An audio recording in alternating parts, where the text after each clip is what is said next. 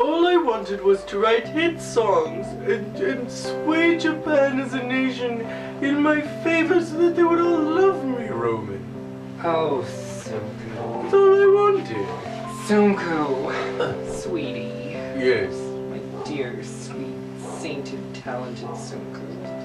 What if we hire her? We could hire her. She's Fabulous. sure. Sunku. We've got a problem. A big problem. What's that? Sunku, damn it. I told you the people didn't want any more of these Namida sad ballad pop fests. The people want Ai-chan dancing around in a bikini, belting her tits off. And you had to do what? Go write another Namida song. Sunku, it's just not special enough. It's very special! No, it just doesn't cut it, Sunku. Listen, I've got an idea. Hear me out. It's a little crazy. Yes. But Crazy is what you do. It's true. That's why you hired me. Sunku, since this is not something we've ever done before, and and something we will never do again, and since the 40th single is coming up, and that is kind of a big deal, hear me out. I'm thinking double B-side. Shh! I know it's crazy. We've never done it, and believe me, we will never do it again because it might just be a little too crazy. But for the 40th, I think it might be something special, Sunku. A double B-side? A double B-side.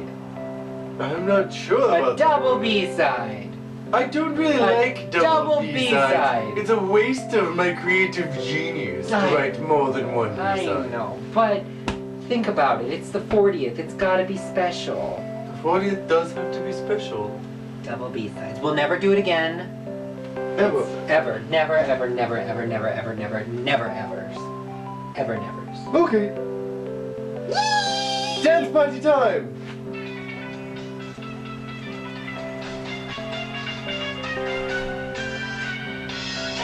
Okay, that's enough dancing. This is why I hire girls to do the dancing. You did a very good job, Roman. Do you think this will sway Japan in my favor? Make me millions? This double B-side thing? Yeah. Oh, good. Okay. I'll tell you something else that's been swayed in your favor.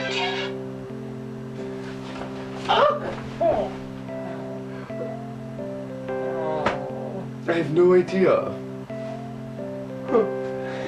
Good luck with the costumes this week, Roman. Oh, shit.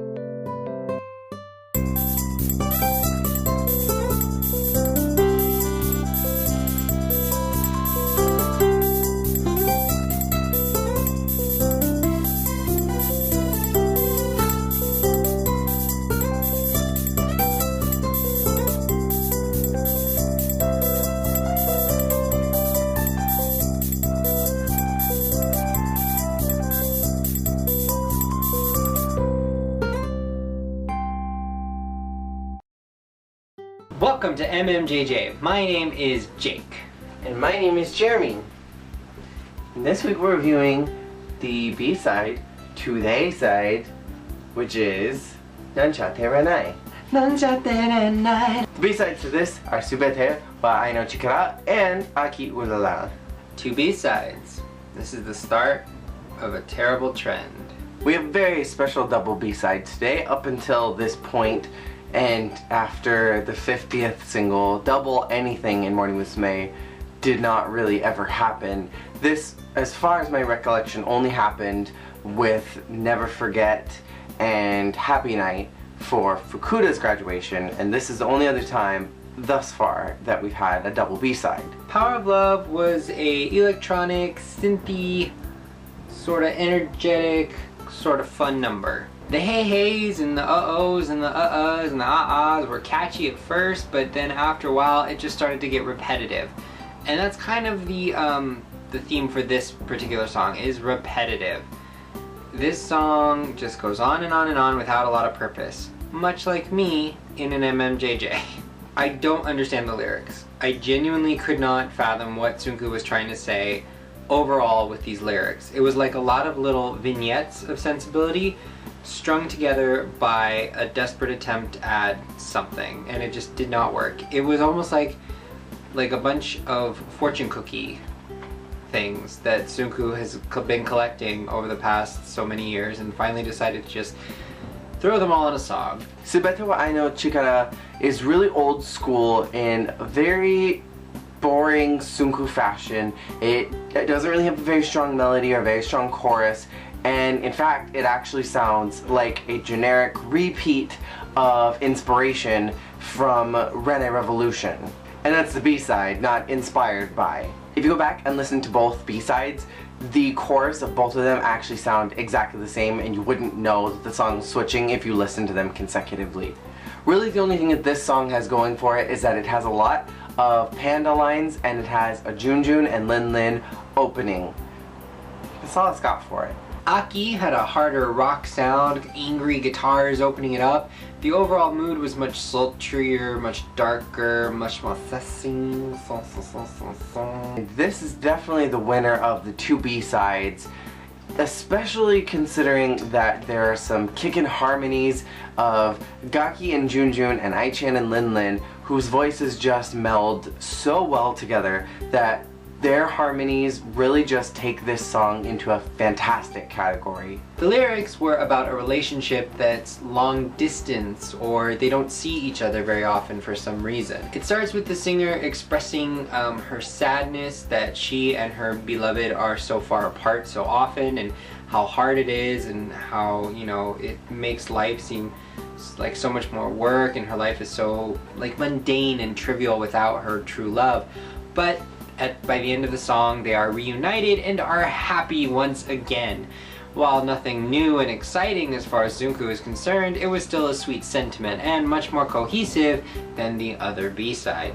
On a whole, I think that both of these songs are a very divisive fork in the road for Tsunku's B-sides, where Subete wa Ai no Chikara is really reflective of the old school generations of Morning Musume and Tsunku's bad B-side writing. And then Aki Urara is a foreshadowing B-side for everything that Tsunku's capable of, because after this particular single, the B-sides got really good and continued to get stronger up until about 1, 2, 3, What Could Take a Chance, and then it kind of just puttered off into whatever Tsunku was capable of before. But this is really that point where I think that the B-sides are starting to take a turn, and Subete wa Ai no Chikara is like the path that Tsunku could have taken that would have led him to disaster and more mediocre B-sides. And then Aki Urara is the other path which Tsunku chose and started to write actually good things. I don't understand personally why these were, why this was a double B-side deal. I think it would have been okay without the power of love nonsense, and if we had just stuck with the sultry, sissy, autumn, beautiful autumn love, autumn beautiful, autumn beauty. I think also the juvenileness of Subete wa Ai no Chikara really is not befitting of the lineup right now. It's just so immature and silly, and while there are lyrics that are reflective of other things that Tsunku will write in the future, there was just something so silly and dumb about it that didn't work with this emo musume that we're going with at this point in time, where Aki Urara really just seemed very mature and sexy and sensual, and it's these themes that really blossomed in Kimagure Princess, in Naki Desu Kamoshiranai Yo, in songs like Onote Otoko no Lullaby Game and Aisare Sugiru Koto wa Nai no Yo. These are just better songs, and this is one of those that fits into that category. Even if it's not stellar and spectacular, it's working its way towards that, and it's that little flower bud that's about to become a rose. Do you think these songs fit with Nanchatte Renai? As much as I've expressed my various feels about Nanchatte Renai, I think when you played it for me originally, I didn't really like it.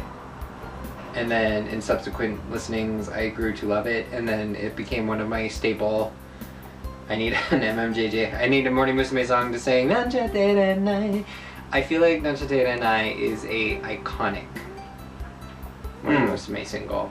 I think so. I would agree with that. And I feel that, personally, these B-sides did not live up to its iconicness? I think that Aki Urara did, and I think it worked really well with it. I think that, unfortunately, this particular B-side worked a little bit better with Shogun Ayume Obito, which is about a love that's failing because they're together but they're not. It feels like they're miles apart and they're doing these mundane things, and that's almost what Aki Urara seemed like. And then we have Subete wa Ai no Chikara, which almost seems like something that you would find in the very early Sunku years mixed with Aisa de Sakitu Koto wa Nai no yo, which had very similar messages and very similar lyrics. And it just seemed like this weird mismatch of mature lyrics with a bouncy, stupid vibe to it.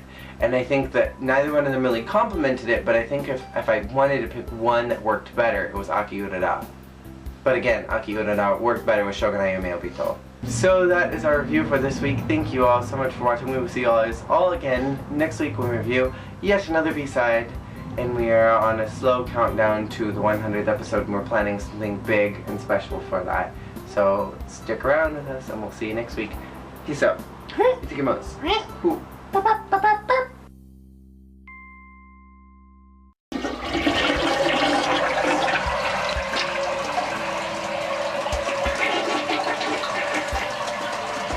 And